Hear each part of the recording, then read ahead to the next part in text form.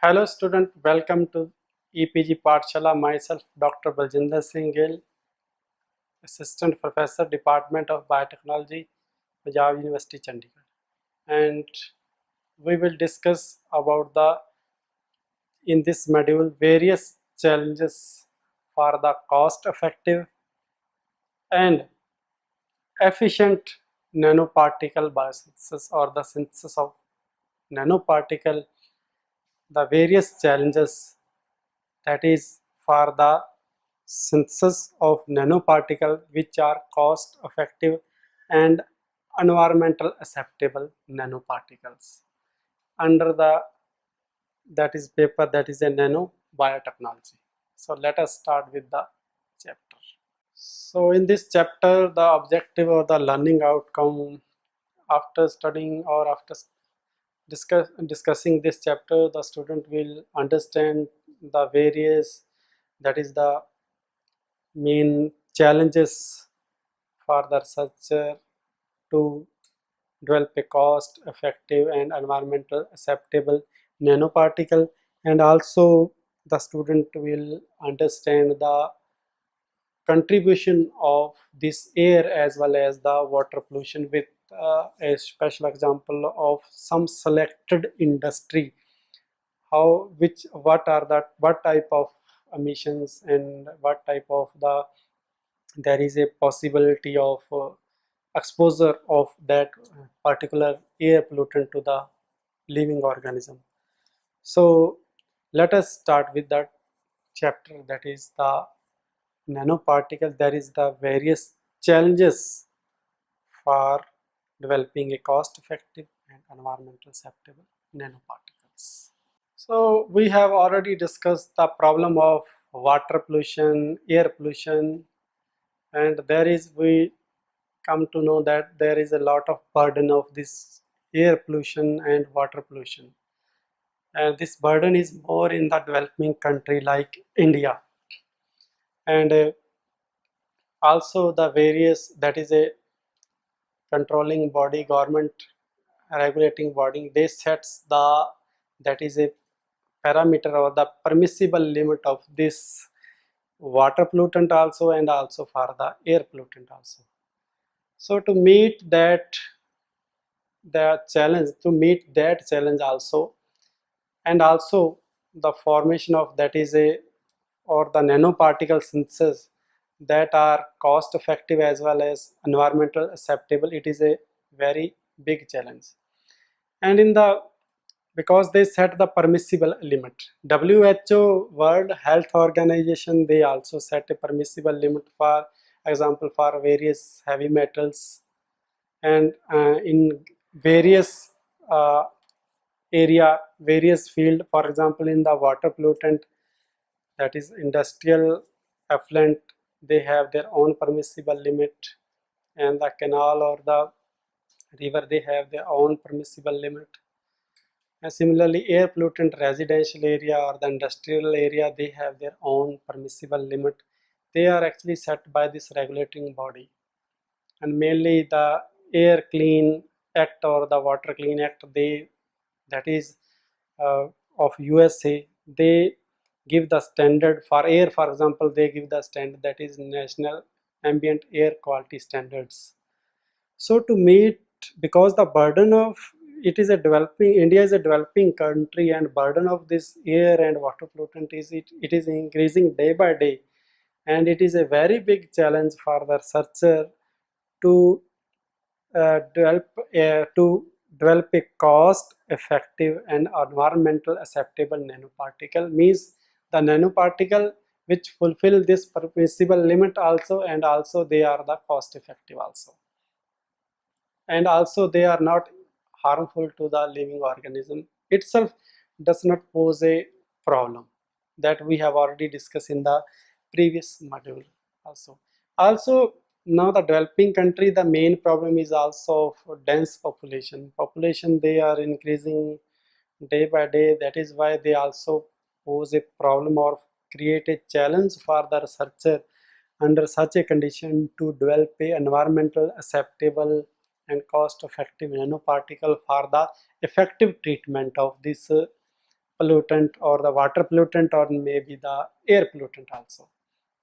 So because nanoparticle we have already discussed, they have various property and such they will try by how they will try it. And also in this chapter we will discuss about the various challenges in front of the researcher for development of these nanoparticles.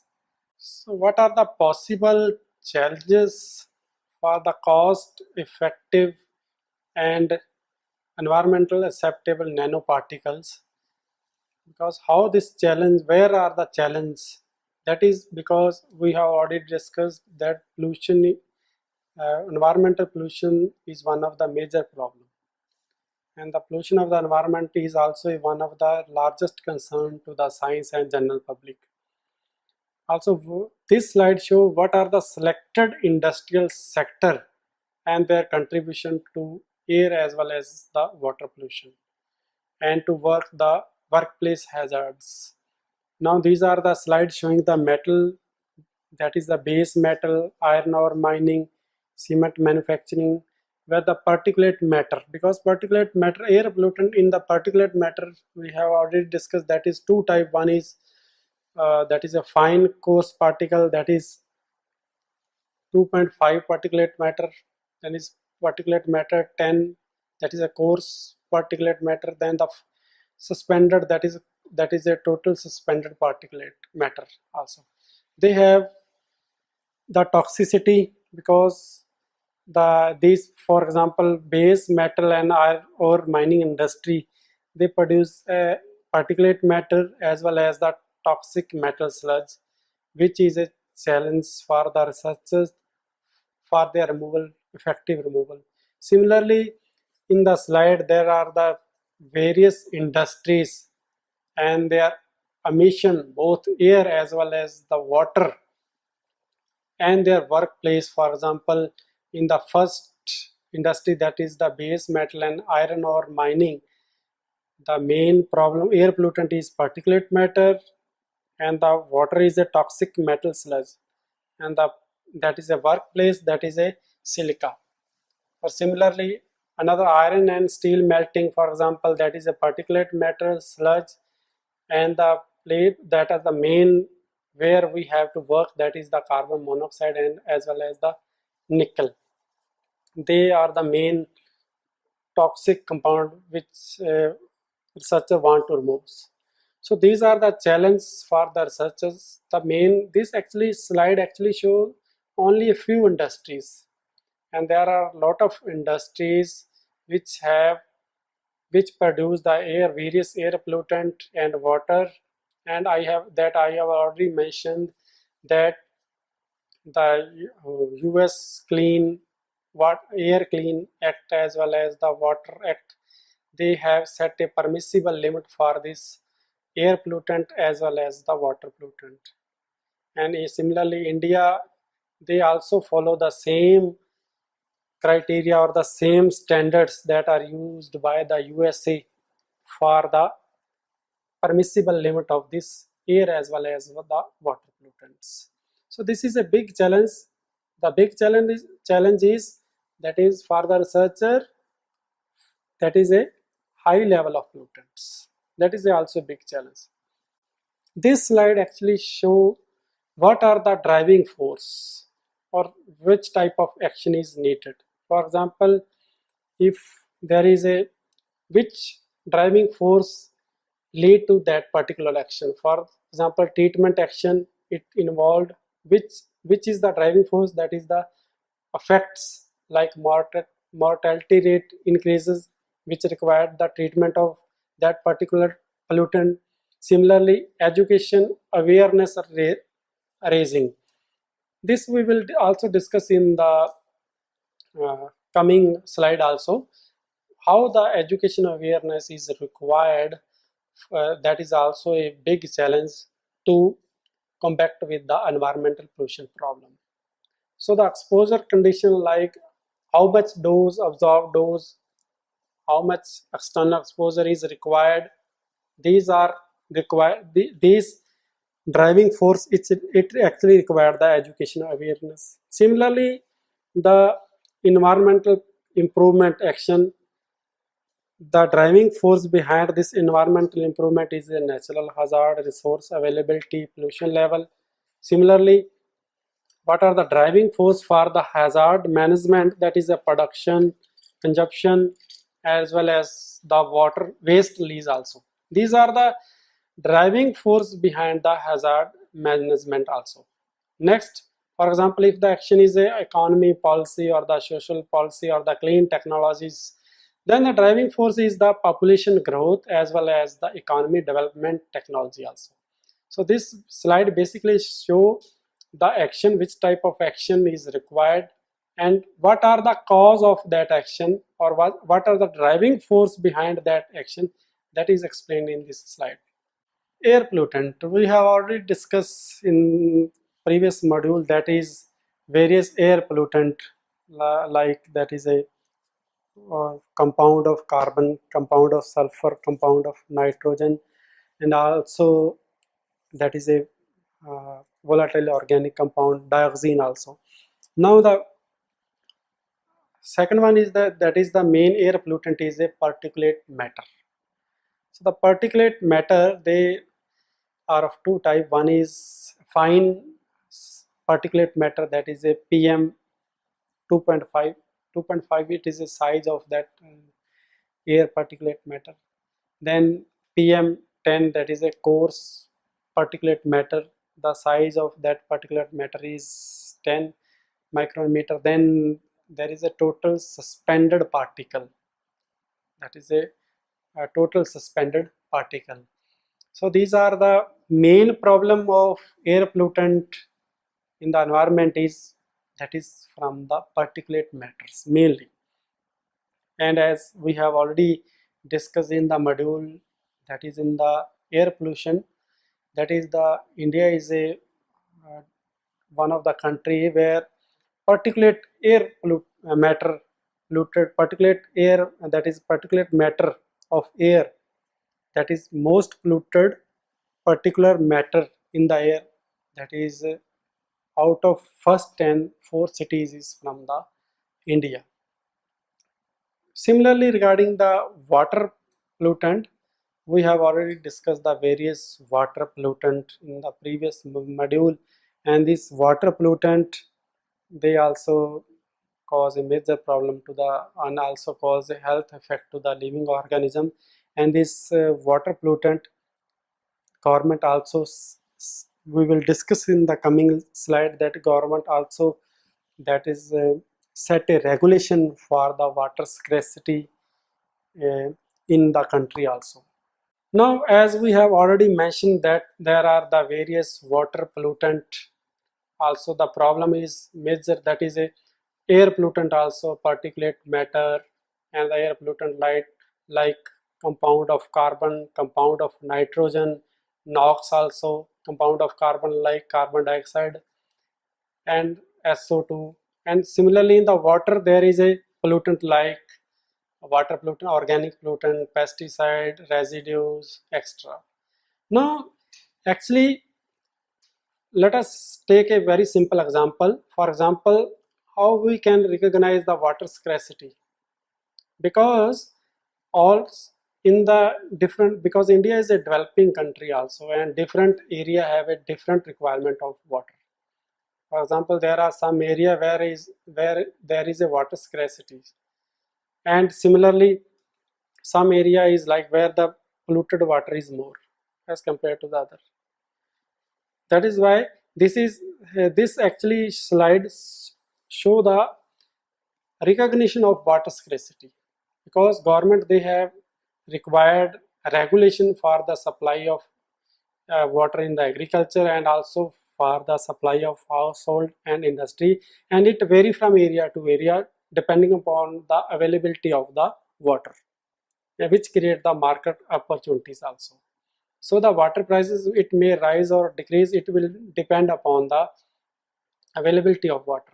Let us take a very common example. For example, our elders, grandfather or the mother, they drink water from the same pond where the domestic animal they mainly drink water. But nowadays we can't drink water from the ponds, or even after ponds there is a groundwater. But nowadays groundwater, due to the anthropogenic activity, they are also, that is a contaminated. That is why now the water we mainly prefer to, that is a price water. We can say price water is water price, they are actually rising, which ultimately increase the capital expenditure also. So now regarding the fate and persistence of nanoparticle, it is also a big challenge, because still now the fate and the persistence of nanoparticle, it is not clear. Now it is also a big challenge to understand the mechanism of interaction of nanoparticle with certain biological process or the biological material. For example, in water, nanoparticle, the fate of the nanoparticle, it will depend upon the aqueous solubility plus the interaction with other biological molecule also. Similarly, in the air also, there is a fate of nanoparticle which is not clearly understood, and it is also a big challenge to understand the mechanism of interaction of this nanoparticle in the air also. Because due to the small size of this nanoparticle, they agglomerate or clump together to form large particle, which is normally settle down, and they also also create a problem. So there is also a big challenge to inhibit nanoparticle settlement to a larger particle of the same material, because due to the nano size, high reactivity, they clump together to form the larger particle, which create a problem. And it is also a big challenge to understand or to inhibit the nanoparticle settlement to a larger particle. Other challenge is also, that is due to their high surface ratio to mass ratio. It is not, as I have already mentioned, the clear mechanism for their fate in water and also the soil, because in the soil and water this nanoparticle mainly exist as a colloidal soul, but in the air they normally exist as a ultra fine particle also. Now the biological mechanism, for example their abiotic or the biotic degradation process, it is also still not understood clearly. So there is a challenge to understand the fate and persistence, because in the cited literature, to the best of my knowledge, there is no any clear mechanism for their fate and persistence of this nanoparticle in the environment.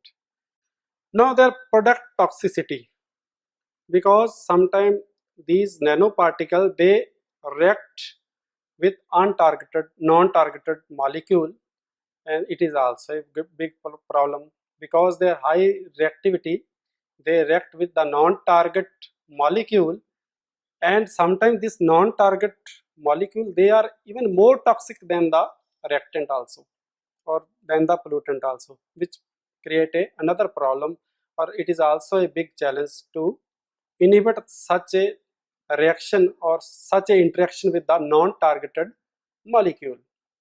So for example, when we are using in situ remediation, that is bioremediation of contaminant or the pollutant by using nanoparticle, in that case the reactive product, it might be more harmful or mobile than the parent compound. So, and it also can affect the effectiveness and the cost of the remediation also. So the cost and their effectiveness, because we have already studied that the effective pollutant remediation, it always required a cost effective as well as the cost effective plus most efficient method. So it is also a big challenge. For example, in this case, as showing in the slide, TCE, trichloroethylene, it under the reducing condition by non-iron, it may sequentially dechlorinate to DCE, that is dichloroethene, and might be the VC, that is a vinyl chloride also. but it is known in the literature that vinyl chloride, it is more harmful to the living organism than the TCE, that is the trichloroethylene. It is a very common example where the nanoparticle direct with the non-targeted molecule. So meaning this process would be undesirable. So it is also a big challenge to handle the nanoparticle or to inhibit their reaction with the non-targeted molecule. Next is the high reactivity of this nanoparticle. It is also a big challenge because, as we have already mentioned in the previous slide, this nanoparticle can react with the non-targeted compound. For example, bare nanoparticle, they tend also to clump together because small particle, due to small particle, they clump together and react rapidly with the soil and sediment and other material in the groundwater also. Similarly, there, for example, in the bioremediation application, this action inhibits the particle from dispersing in the contaminated area, because when the nanoparticle properly dispersed, uniformly dispersed, only then the bioremediation process can be proceed. So they are reducing their effectiveness for the remediation. Therefore, the coating or other treatment are done to inhibit the or to allow the dispersion of this nanoparticle, and so that these nanoparticle they reach a greater portion to the contaminated zone for the effective bioremediation method.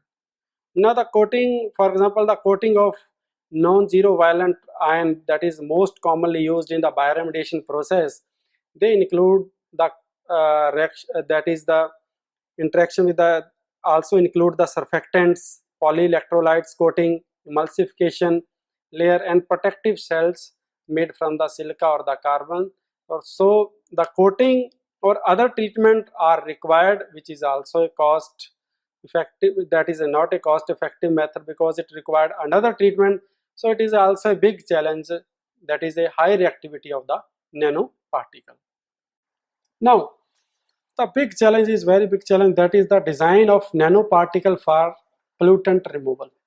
This is a very basic slide, and it is also applicable to a general aspect also. For example, we graduating the people and they get the scientific knowledge, and the scientific knowledge, because actually our vision should be always clear. It is a big challenge for us. Our vision should be always clear because scientific knowledge students they get from the graduation level. That is, for example, our vision is to remove pollutant. That is, our challenge is to development or to design cost effective and environmental acceptable nanoparticles. For that we required a scientific knowledge. We will first, that is provided at the graduation level, we provide basic concept of nanotechnology, where the student generally study the physical environment and environmental pollutants, nanoparticles that are used for the removal of these pollutants. And this scientific knowledge, they are directly interrelated to the scientific tool.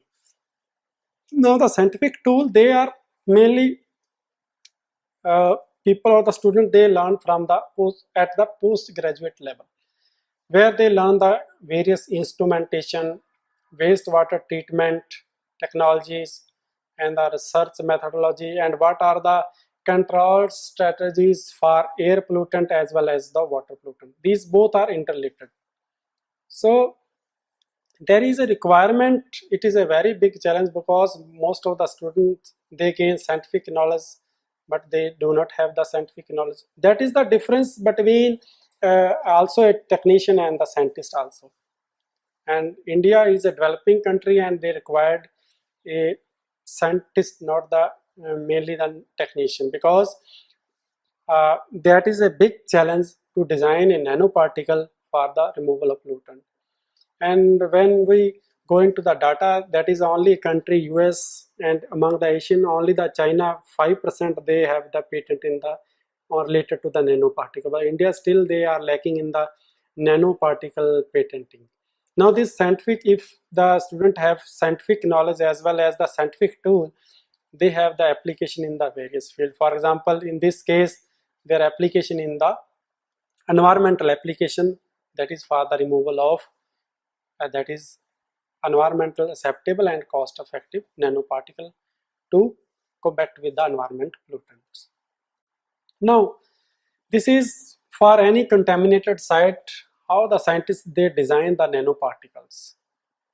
Now the design of nanoparticle, first of all, they before designing nanoparticle, the researchers should design such a nanoparticle which will enhance the bioremediation process. For example, if they use bio-inspired or the natural or the biogenic source for the development of this nanoparticle, they can increase the bioremediation phenomena, increase the activity of this bioremediation. Now if they design the nanoparticles for the removal of pollutant, then there is need of comparative analysis with the previous method. What are its drawbacks? They have to know. Now these are the basic steps for the process development for any contaminated sites with the pollutant, for the pollutant, and process developed based on the design of nanoparticle which are environmental acceptable as well as cost effective. Now if we have already designed the various nanoparticles for the industrial pollutant, now the problem is we have actually designed at a lab scale level, but the we require our requirement is at the large scale also, and we know there are various mathematically model. For example, if we design a nanoparticle in a column, for example column study, from where the wastewater passes through this column that is prepared by the nanoparticle or the nanomembrane nanofiltration, then the lab scale parameter they vary at the large scale parameter. When the similar experiment we will carried out at the lab scale in the lab, and if the similar experiment were carried out at the large scale, then there is change in the parameter of this treatment. Therefore the researcher they have designed a model. For example, they have designed a let us take a very common example of that, that is a column, that is we the phenomena is adsorption. In that case Langmuir model is available, Yule-Nelson model is available, Thomas model is available. These model actually they show the comparison between lab scale and large scale treatment of this particular nanoparticle designed column. So then this slide actually basically show, because our need is to remediate the pollutant at the industrial level, because industry they have paid a lot of, because industry they face the cost, they have to pay a high cost for the treatment of wastewater, for the treatment of this wastewater, and they prefer any method which is a cost effective as well as environmental acceptable method. So researchers they are trying to develop such a method for the treatment of environmental pollutant. Now student, we will summarize the chapter, and we have already discussed the various challenges. The first challenge that of toxicity and also higher reactivity of this nanoparticle, it is also a big challenge. Then the fate and persistence of this nanoparticle, because it is not still clearly understood, this is also a challenge for the student or for the researcher to develop a cost effective and that is a environmental acceptable nanoparticle.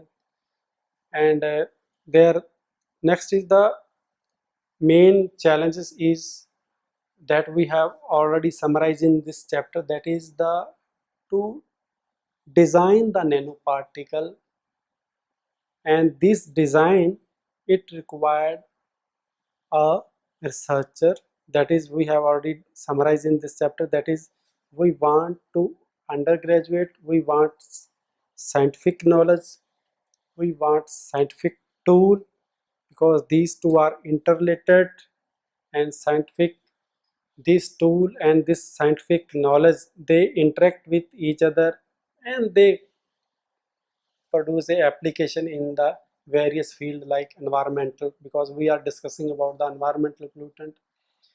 So also the, and that is another challenge is that, for example always available in the, that is always scientists say that 3R, that is a reduce, reuse and recycle of this nano or this nanoparticle. So they can, it is also a big challenge for the researcher. So overall in the chapter we have discussed about the various challenge, whether it may be at the reactivity level because of higher activity, that is due to the property of this nanoparticle, because surface charge, these are all are the another challenge is also because they can, because of their higher activity, they can react with the non-targeted molecule. So these are some of the challenges, and the researcher or the developing country, they require uh, to overcome these challenges and produce a cost effective and highly efficient nanoparticle or environmental acceptable nanoparticle. That's all about this chapter.